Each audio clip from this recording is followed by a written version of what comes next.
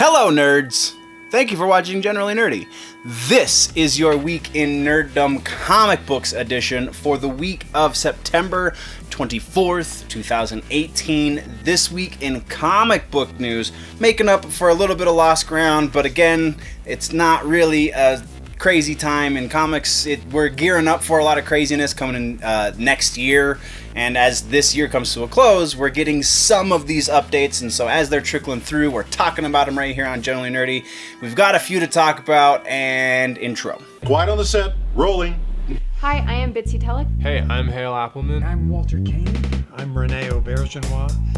Odo on Deep Space Nine. Michael Dorn, Lieutenant Commander Worf, Star Trek The Next Generation.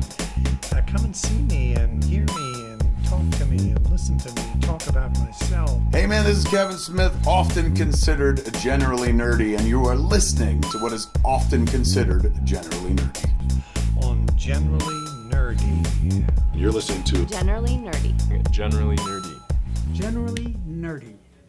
So the first thing we have this week for comic books is not something that we actually know yet, if that makes any sense. Rob Liefeld, the creator of Deadpool and also comics writer extraordinaire from the 90s for Marvel, was at Wizard World. I can't remember where it is. It'll be in the description. He was at a Wizard World over the last weekend, and he said that he's working on a giant crossover event for the X-Men. He didn't exactly specify what that meant, if that was a Marvel Universe-wide crossover, or if it was just all of these different X-Men teams that were going to have a crossover, or what was going on there. But that's kind of big news in and of itself. Liefeld is coming back to do a big run for the X-Men. Also, at this Wizard World, he said something along the lines of, and I'm paraphrasing, but if you've noticed, since Fox started making X-Men movies, since Fox started making Marvel movies, the bits of the franchises that they've owned, Marvel's kind of turned down the volume on the X-Men and anything related. So this is confirmation of two things, really. First being that Disney Marvel did have an effect on Marvel comic books, because the Fantastic Four disintegrated. Wolverine was dead for a good chunk of this. There's a bunch of different X-Men teams that are really secondary players to the main, what we know of as the X-Men, the main Marvel universe. They've really been hyping up Daredevil and Captain America and Iron Man and all of these franchises that Disney has the rights to make movies for, which, I mean, is good marketing, so you can't really hold it against them. But comic book readers, longtime comic book readers, have been a little upset about this, to say the least, because those are some of the best characters in the Marvel Universe, and they've just, again, turned the volume down. Well, now they're turning it back up, according to Liefeld, and I can't wait. I feel like part of the issue with Marvel, that I have anyway these days, is that they're not using their key players. They're not using the big ones that everyone has kind of grown accustomed to, which can be done well. They just haven't been doing it well, partially because, again, to me, in order to do that well, in order to highlight your secondary characters, your B and C string, if you will, to use a sports reference, which is weird, you need those the first string guys. You need them to lift the secondary and tertiary characters. You need them to give weight to those stories, and then you can build that other character, that newer character, the one that is less familiar to your core audience. And that will bring in new readers, and that will maintain your existing audience, and then streamline your freaking numbering system, but that's a whole other conversation. So yeah, that's really great news. I'm super excited. He said the book will start sometime in 2019, and they actually came to him last November and asked him to do this, and he just pitched to them, I believe he said a month ago, and is just now able to announce that it's happening. So, lots of potentially awesome news coming out of Marvel. Next up is kind of a real quick one. We're talking about Buffy the Vampire Slayer. We talk about Buffy in TV a lot, but for those of you that don't know, who lived under the rock, or who just don't really read comic books outside of the big two, Buffy has been a comic book since 1998. And then it has been a comic book on Dark Horse since 98. And Joss Whedon, 2004, I believe, is when the TV series ended. He started collaborating, because up until that point, the comic book was a companion to the show. So some of the stuff that happened off screen happened in the comic books and so on and so forth, which is brilliant. And then the show ended, and Joss Whedon continued those stories in the comic book in Dark Horse. Well, Dark Horse is no longer producing Buffy the Vampire Slayer books. Boom Studios bought the rights to do Buffy, and so far they've only released cover art and I believe a synopsis. No, it's not even a synopsis, it's just the cover art. But you can infer from the cover art that this is going to be a reboot, because the text on the text on the cover says something along the lines of, and you're looking at it on the screen right now, says something along the lines of high school can be hell, and Buffy graduated high school while it was still on TV, so that's a clue. And she's holding a cell phone, and that was not a thing when Buffy was in high school, so it's a reboot and a new label, and so no real word as of filming this anyway, and it could change between now and when this gets uploaded. If it does, I will put any new information in the description, but no word on writers, and I'm sure there's an artist somewhere, because obviously, but they just haven't announced certain things. So again, any of that new information will be down in the description. But that's really interesting. They're going to be rebooting Buffy right as they're talking about maybe rebooting the TV show. So maybe the two will have something to do with each other. We don't know yet. And we're moving on. Next, we're going to talk about Venom. With the movie coming out very soon, a week out, I believe, a week and a half, 2 weeks, something, we know very little about the movie, which is a good thing. We're still conjecturing about, will there be carnage, so on and so forth. We thought we knew a lot about the symbiote in the comics until the first Host books started. And now, not only are we getting a history, but we're getting new offspring from the Venom symbiote. So, yeah, that's pretty intense. As far from what I could tell, and I haven't been able to read the book yet, so please don't hold that against me if it's in the book, but I haven't been able to find the name of the new child of Venom, but it has bonded to Eddie Brock.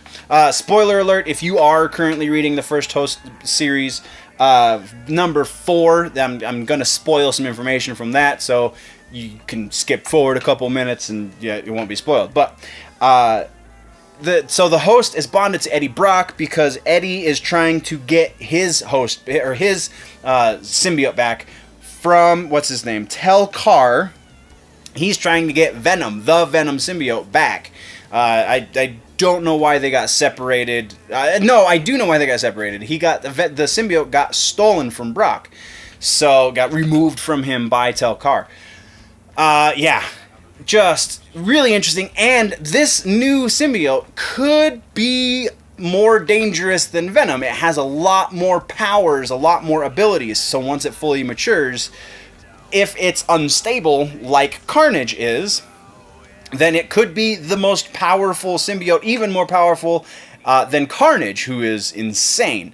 So that's really interesting, but there's not been a whole lot of development in the kind of symbiote it is, if it is crazy, if it's unstable like Carnage, what the situation is there, because most of the symbiotes are pretty nuts, but We don't know what's going on with this one just yet. It's just really interesting to think about the potential for the new offspring with Venom.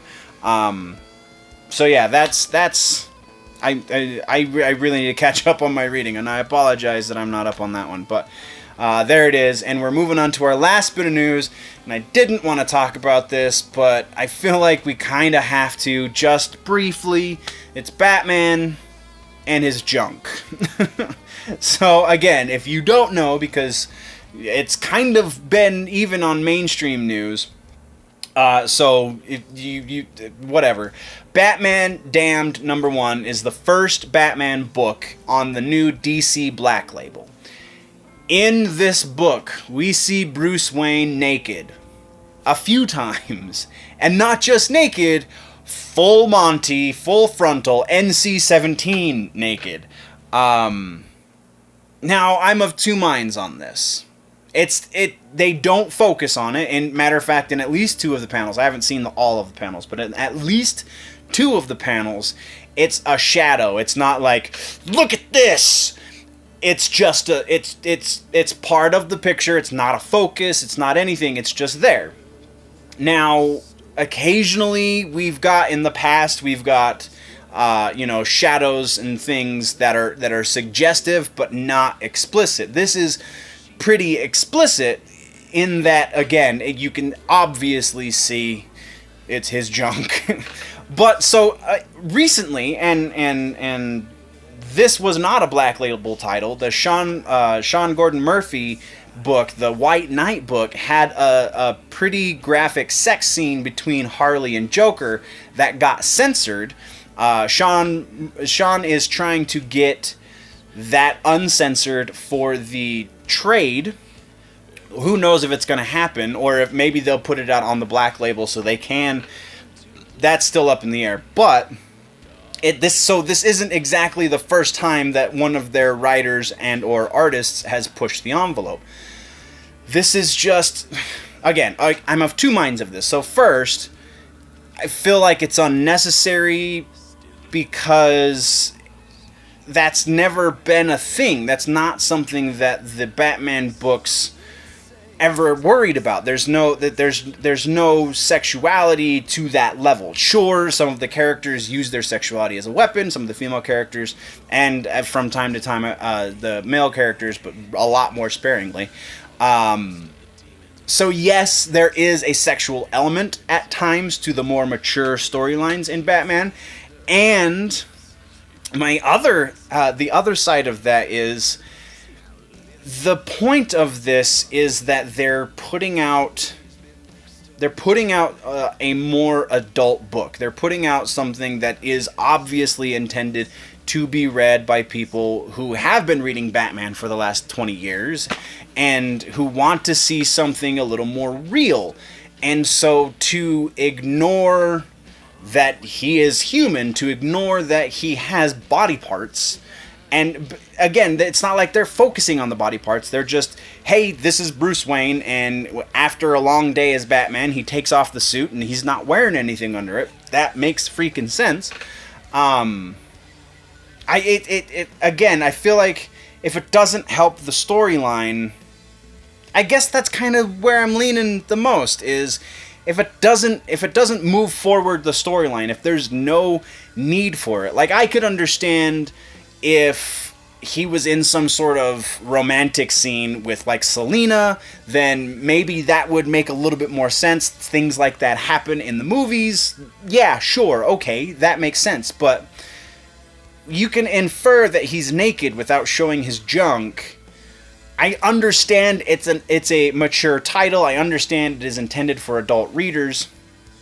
But that doesn't further the story to do that. I'm kind of the same mind when you get to Frank Miller books. Like, he draws a lot of nudity, and sometimes it does. His nudity does further the story. A lot of times it doesn't. It's just there to go, oh look, boobs in a comic book. So I'm leaning more on the side. But again, it's art, and the artist decided it was important in those, I think it's 4 panels that you actually see any sort of Johnson. I feel like there was no need for it. Am I offended by it? No. Do I think they needed to censor? Because the online version of it is censored. No, I don't think they needed to censor it. I just don't see that it was necessary. Should they remove it? No, it's art. It's the expression that particular artist and writer team decided was what should be in that book. So, and it's Azareo is the writer, so I just, whatever. It's a thing that happened. No pun intended. Oh, that was bad. And we'll see. I don't know. I feel like I'm going to give this a couple issues before I start reading it, just so I can binge like 4 or 5 issues and see if it's worth all of the hubbub or if it's just a Johnson for Johnson's sake. But that, guys, is where we're ending this week's comic book video. What did I miss? What should we talk about next week? Let me know in the comments down below. If, though, you want to go deeper into the conversation, jump over to the website, generallynerdy.net. That is the place that you can go find all the freebies, the social media links, and the store links so you can get your nerdy swag. That is, again, generallynerdy.net. If you would rather support the channel a little more directly, there is a Patreon page, patreon.com/generallynerdy. That is the place to go. You get more content. There's 4 tiers. Everybody knows how Patreon works. Bottom tier is just $1. You get more content for that $1, so go check it out. Again, patreon.com/generallynerdy. If you are new to this channel, though, click that subscribe button. If you like this episode, click the like button. If you're falling behind in your nerd news and you want to catch up, click or tap that box right there to the left of my face to do that. But before we go, do the things and click the boxes, guys. Always remember that if it's generally nerdy, it's probably here.